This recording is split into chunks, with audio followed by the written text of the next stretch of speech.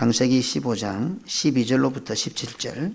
해질 때에 아브라함에게 깊은 잠이 임하고 큰 흑암과 두려움이 그에게 임하였더니 여호와께서 아브라함에게 이르시되 너는 반드시 알라. 내 자손이 이방에서 객이 되어 그들을 섬기겠고 그들은 400년 동안 내 자손을 괴롭히리니 그들이 섬기는 나라를 내가 징벌할지며 그 후에 내 자손이 큰 재물을 이끌고 나오리라. 너는 장수하다가 평안히 조상에게로 돌아가 장사될 것이요 내 자손은 4대 만에 이 땅으로 돌아오리니 이는 아모리 족속의 죄악이 아직 가득 차지 아니함이니라 하시더니 해가 져서 어두울 때에 연기 나는 화로가 보이며 타는 횃불이 쪼갠 고기 사이로 지나더라. 아멘. 오늘 본문은 하나님께서 아브라함과 횃불 언약을 체결하시는 장면입니다. 하나님께서는 이 본문 바로 12절 앞절 1절에서 7절까지 언급되는 후사, 아브라함의 후사, 메시아를 내다보는 후사죠. 그리고 가나안 땅에 대한 약속을 이제는 이 횃불 언약을 통해서 공식적으로 조인하는 겁니다. 앞에서 이렇게 합시다 저렇게 합시다 쭉 이야기를 해놓고는 마지막으로 사인을 딱 하듯이 도장을 딱 찍듯이 오늘 횃불이 고기서 타는 횃불이 고기 사이로 지나가면서 도장을 딱 조인하는 그런 장면입니다.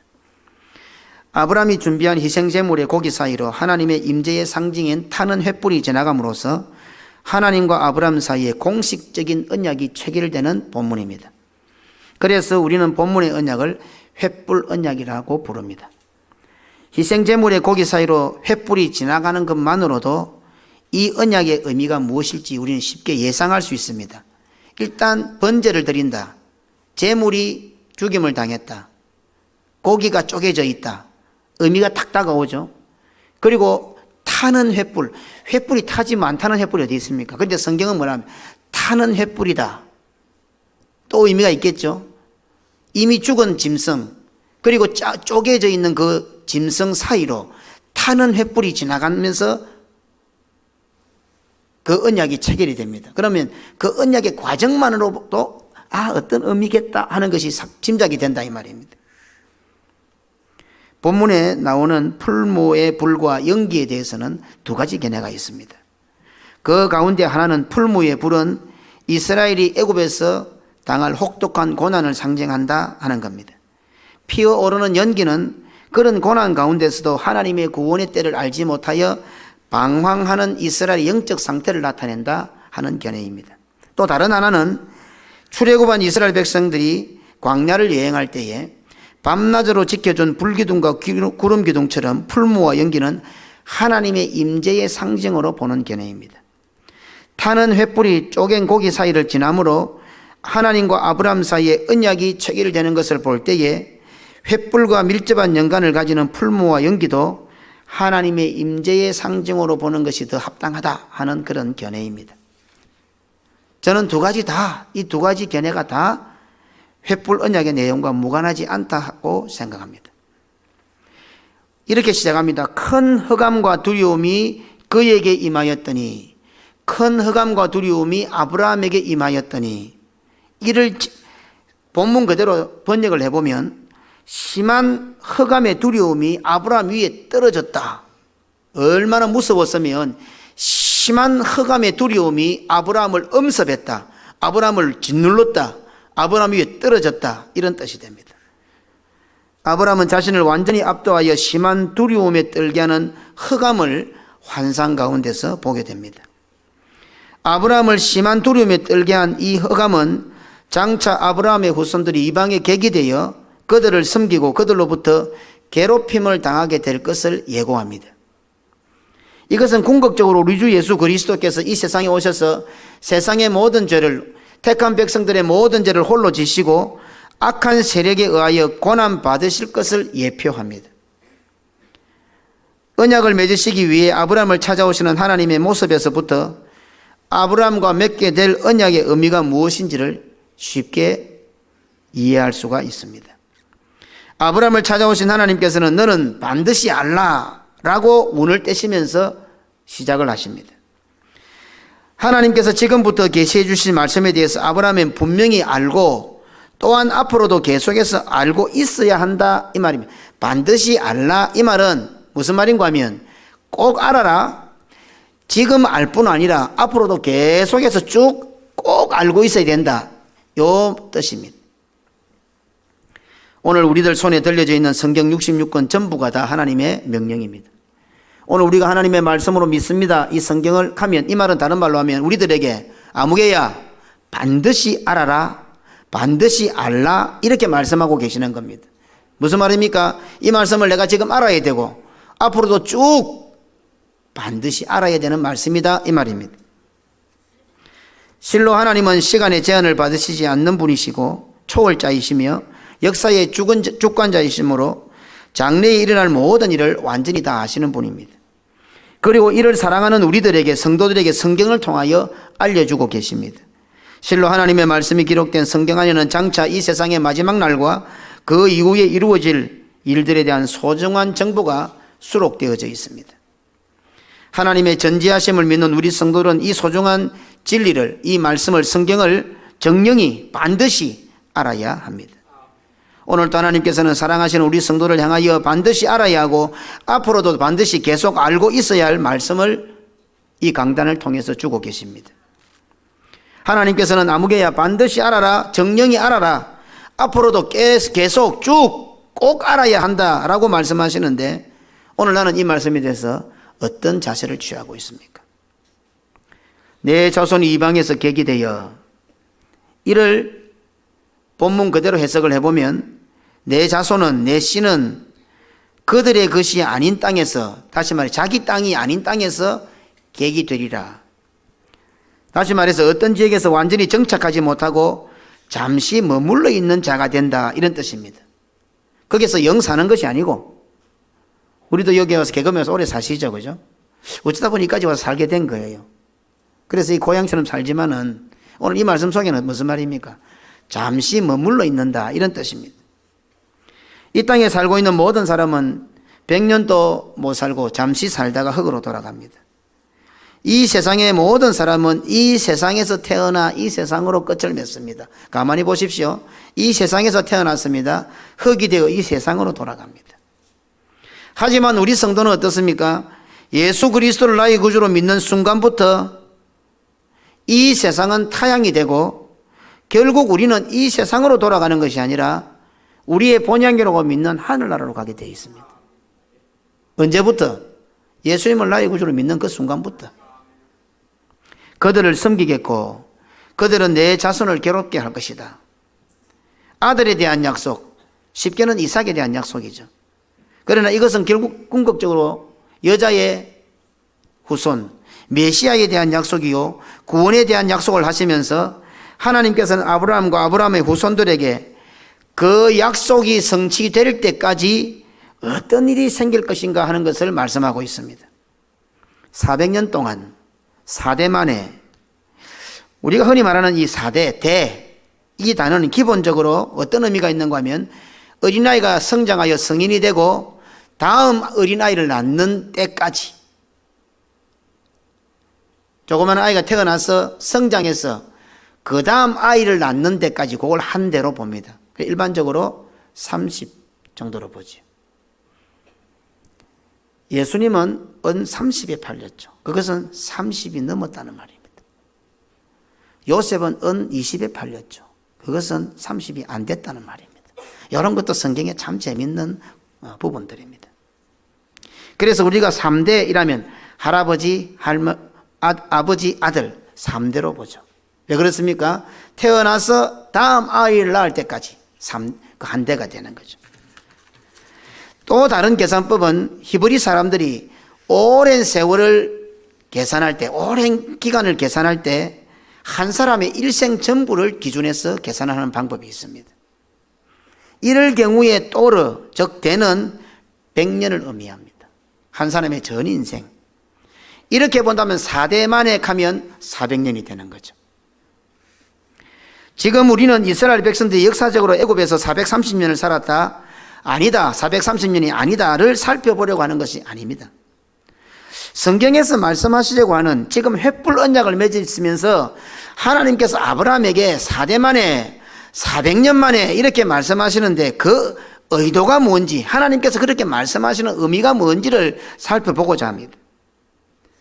성경은 하나님의 말씀이기에 역사적인 사실을 기록했다 하더라도 거기에는 영적인 의미가 분명히 포함되어 있습니다. 실제적으로 400년, 실제적으로 이 팩트가 430년이라 해도 단순히 사실적으로 430년만 살았네, 그게 아니고 영적인 의미, 왜? 하나님의 말씀이기 때문에 우리에게 주는 영적인 의미가 있다 이 말입니다.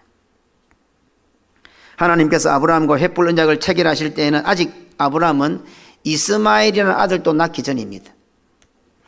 아브라함이 75세의 부름을 받아 25년 만에 이삭을 낳았습니다. 25년이죠. 이삭이 60살 때 야곱을 낳습니다. 40에 결혼하고 20년 만에 에서와 야곱을 낳습니다. 야곱이 91세에 요셉을 낳습니다. 요것만 더해도 176년, 약 180년이 됩니다.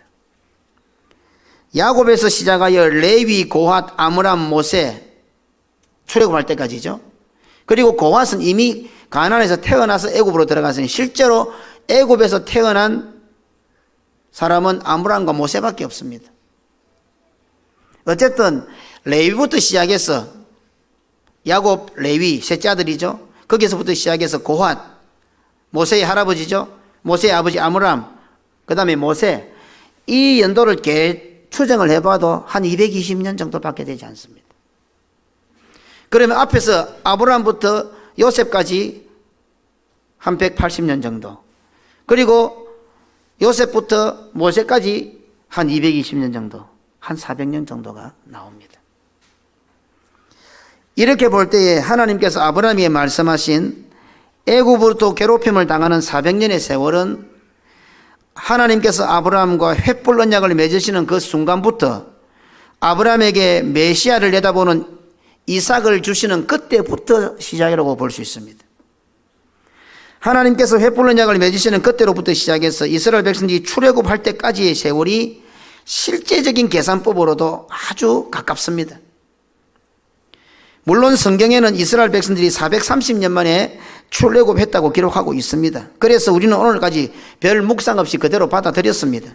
출애굽기 12장 40절로 41절에 이스라엘 자손이 애굽에 거주한 지 430년이라 430년 끝나는 그날에 여호와의 군대가 다 애굽 땅에서 나와선즉, 참 이것도 재밌습니다. 이스라엘 백성들이 나왔다 안 하고 여호와의 군대가 나왔다 합니다. 그러면 영적인 무슨 의미가 있을까요? 단순히 이스라엘 백성이 나왔다는 의미겠어요? 여호와의 군대가 나왔다 했잖아요, 성경에는. 그러면 단순히 이스라엘 백성들이 애굽에 종살이하다가 탈출했다가 아니고 여기에는 또 하나님의 또 다른 의미가 여호와의 군대가 나왔다 했으면 뭐 의미가 있을 거 아닙니까? 그런 의미를 살펴보자는 겁니다. 성경에서 말씀하시는 의미를, 뭐 다른 거 찾아와서 하는 게 아니고 성경 그 기록에 있는 그 의미를 살펴보자. 왜 하나님께서 이렇게 기록하셨을까? 실제로 그 시간을 계산해 보면 이스라엘 백성들이 애굽에 거주한 세월이 430년이 안 됩니다. 더욱이 이스라엘 백성들이 애굽에서 괴롭힘을 당한 세월은 몇 년이나 됩니까? 처음에는요, 대우받는 생활을 했어요. 야곱이 애굽에 들어갈 때부터 고난당한 거 아닙니다. 자기 아들이 총리였어요. 요셉을 모르는 새 왕이 나올 때까지 이스라엘 백성들은 대우를 받은 생활을 했어요. 그러더니 요셉이 죽고 난 이후에 요셉을 모르는 왕이 나와서 그때부터 비로소 고난을 가했는데 그거는 너무 짧아요, 사실은. 기껏 해봤자 모세의 시대, 모세의 형 아론의 3살 많은 아론의 시대부터 고난이 시작됐다고요.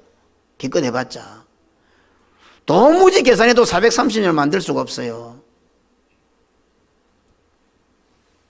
그런데 하나님께서는 분명히 400년 동안 괴롭힘을 당할 것이라 라고 말씀하고 있거든요. 오늘 13절에 여호와께서 아브라함에게 이르시되 너는 반드시 알라. 내 자손이 이방에서 객이 되어 그들을 섬기겠고 그들은 400년 동안 내 자손을 괴롭힐 거다. 분명히 400년이라고 말씀하고 있잖아요. 그러면 여기 또 한 가지 보십시다. 우리는 이 400년을 이스라엘 백성들이 애굽 땅에서 430년 출애굽할 때까지라고 생각합니다. 그럼 하나님은 400년을 했는데 또 출애굽기 말하는 것은 430년이라. 그거는 같습니까? 30년 정도는 달라도 괜찮습니까? 또 제가 질문을 던지는 겁니다. 성도들이 저한테 질문을 던져야 되는데 자꾸 제가 성도들한테 질문을 던지는 것 같아요. 그죠? 하나님은 400년이나 하셨는데 우리가 알고 있는 그 400년은 이스라엘에 있었던 430년으로 생각하고 있거든. 그러면 30년 틀려도 괜찮느냐 이 말입니다.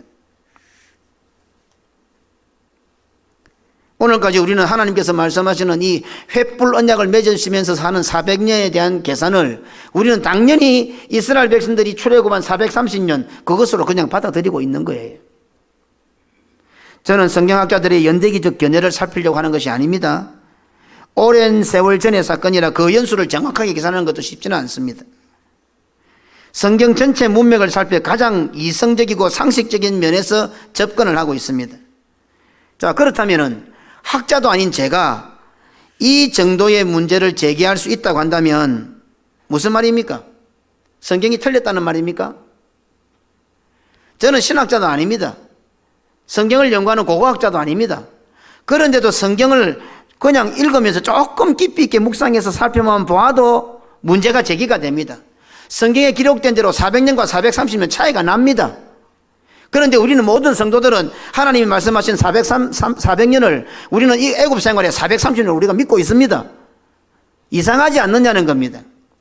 그러면 성경이 틀렸다는 주장을 제가 하기 위해서입니까? 이렇게 쉽게 찾아낼 수 있는 것을 왜 성경은 이렇게 기록했을까 하는 겁니다. 하나님이 울고도 못하십니까? 저같이 무능한 자도 찾아내는 이 정도도 성령 하나님 모르시고 다른 사람들이 모를 거라 생각하고 이 성경 기록해 놨겠습니까? 이 말입니다. 그렇다면 이렇게 기록하신 하나님의 의도가 있을 거다 이 말입니다. 그러면 그 의도가 뭐냐? 왜 하나님께서 어떤 의도를 가지고 이렇게 기록해 놨을까? 우리가 그것을 한번 묵상해 보자 그 말입니다. 성경은 왜 뻔한 연대기를 이런 식으로 기록했겠습니까? 하나님께서 아브라함에게 말씀하신 내 자손들이 400년 동안 이방에서 괴롭힘을 당할 것이라는 말씀은 단순히 계산적으로 400년, 역사적으로 400년이라는 의미도 중요하지만 당연히 성경 말씀이기 때문에 그것에 영적인 의미가 있을 것 아닙니까? 신앙적인 의미가 있을 거 아닙니까? 아브라함이 하나님으로부터 부름을 받는 순간부터, 아니 조금 더 구체적으로 하나님께서 아브라함과 횃불 언약을 맺는 그 순간부터 아브라함은 이 땅 사람이 아니라 하나님의 사람이 되어버렸습니다. 하나님께서 아브라함을 불러내시는 그 순간부터, 하나님께서 오늘 이 횃불 언약을 맺는 순간부터 해서 아브라함은 이제는 이 세상 사람이 아니라 하늘나라의 백성, 하나님의 백성이 되어버렸습니다. 이 예배에 앉아있는, 이 예배 자리에 앉아있는 우리는 어떤 사람들입니까? 본래 우리는 이 세상이 본향이었습니다. 본래 우리는 이 세상의 고향이었던 사람입니다. 그런데 아브라함처럼 하나님으로부터 부름을 받아 예수 그리스도를 나의 구주로 믿는 순간부터 우리는 하나님의 백성이 되어버렸고 하늘의 백성이 되어버렸습니다. 자, 한번 확인해 볼까요? 예수 그리스도를 나의 구주로 믿어서 구원 얻었음을 확신하십니까? 확신하면 해야 돼요. 안 하면 큰일 나는 문제예요.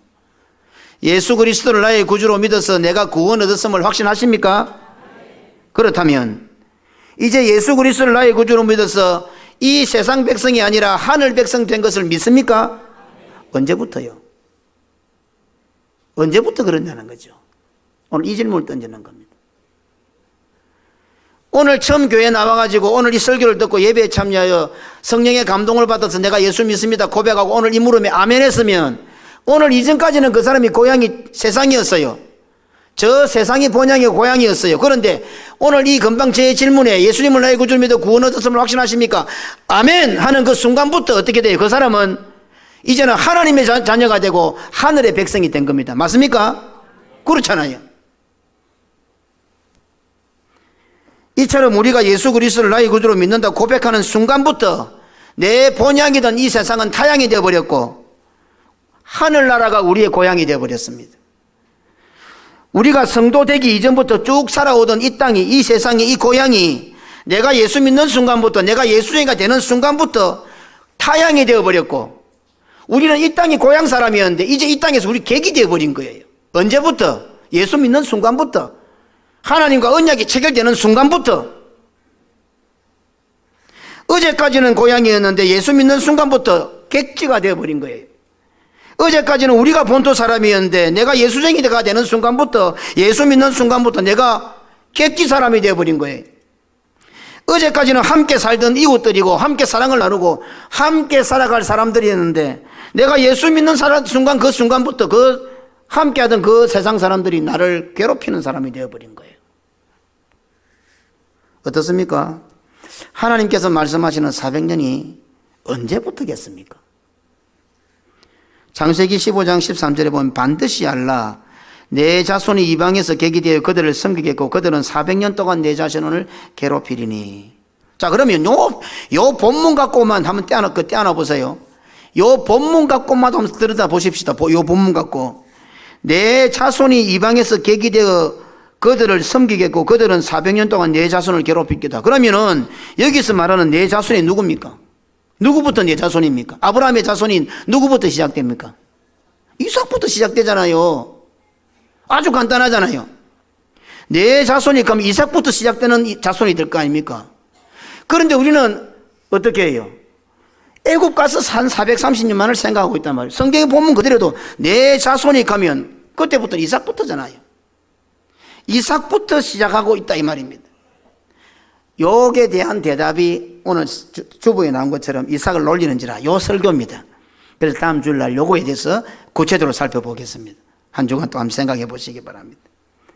아브라함이 부름을 받았을 때부터 메시아를 극명하게 예표하는 아들 이삭이 태어났을 때부터 이방은 세상은 400년 동안 아브라함의 후손을 괴롭힌다는 말씀이 됩니다. 그렇다면 400년이라는 세월은 이스라엘 백성들이 애굽에서 종살이하던 세월을 넘어서 하나님의 백성으로 부름을 받아 약속의 땅에 들어가기까지의 세월을 뜻합니다.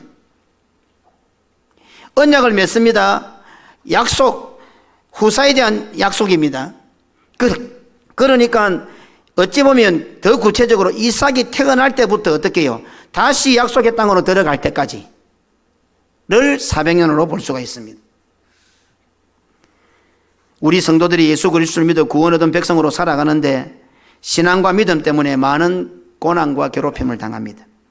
그런데 성경이 말씀하고 있는 성도가 당하는 괴로움은 성도들이 이 세상에서 당하는 괴롭힘만을 의미하는 것이 아니라 예수 믿는 순간부터 약속의 땅, 우리가 천국 가는 그 순간까지 전부를 다 말씀하고 있습니다. 성도로서 믿음 생활하면서 신앙생활 당하는 고난은 그냥 이 세상에 살다 보니 당하는 고난 그것만이 아니고 예수 믿는 순간부터 해서 이제 세상이 본향이 고향이 타향이 되고 우리가 객지가 되고 객의 사람이 됨으로 해서 우리의 고향 진짜 고향인 천국에 갈 때까지 전부를 다 의미한다 이 말입니다. 좀 더 쉽게 표현해 볼까요? 우리가 신앙생활 하지만은 이 세상에 잘 먹고 잘 살고 건강하고 행복하고 그럴 때가 있습니다. 그러면 세상이 본향입니까? 세상에서 영원토록 살 수가 있습니까?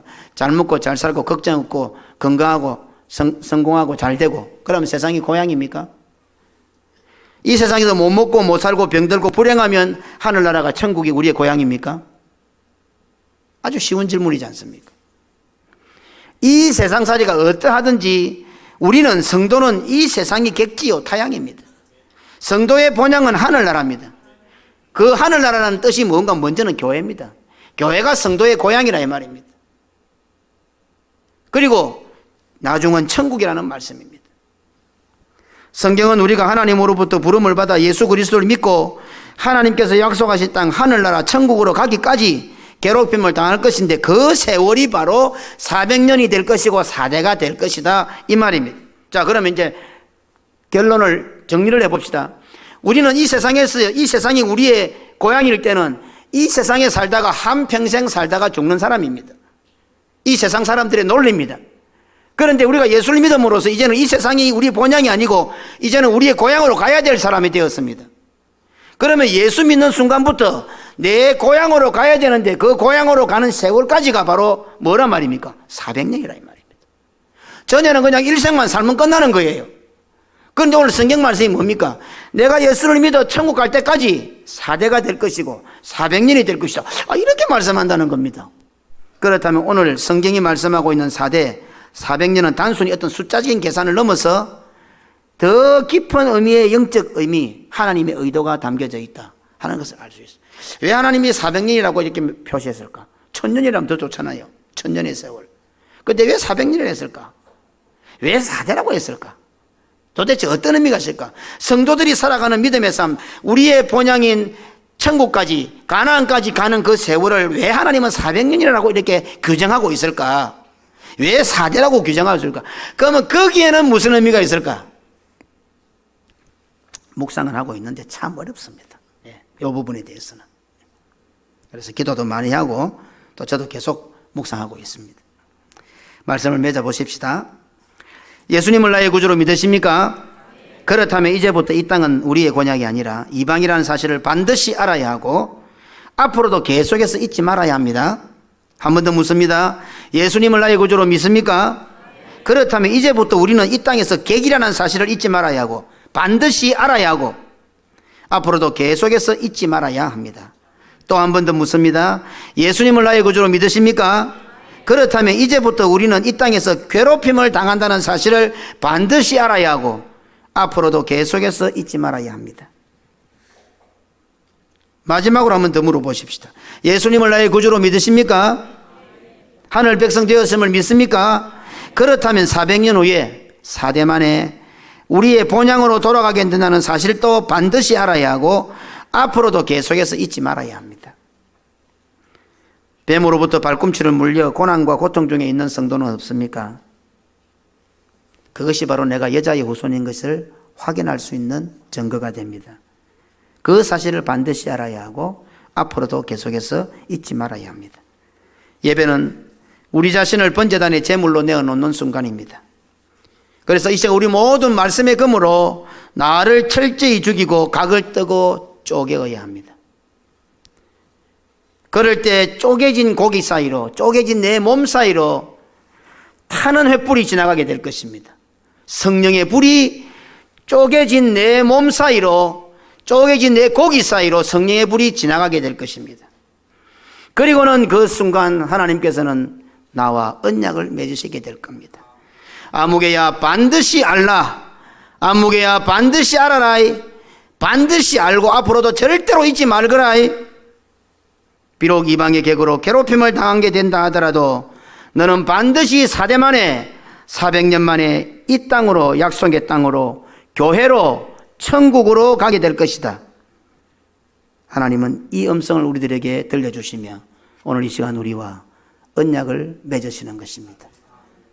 오늘 쪼개진 고기 사이로, 쪼개진 내 몸 사이로 성령의 불이 지나가며 나와 언약을 맺으시는 이 음성을 들으시는 우리 모든 성도들이 되시기를 주님의 이름으로 축원합니다.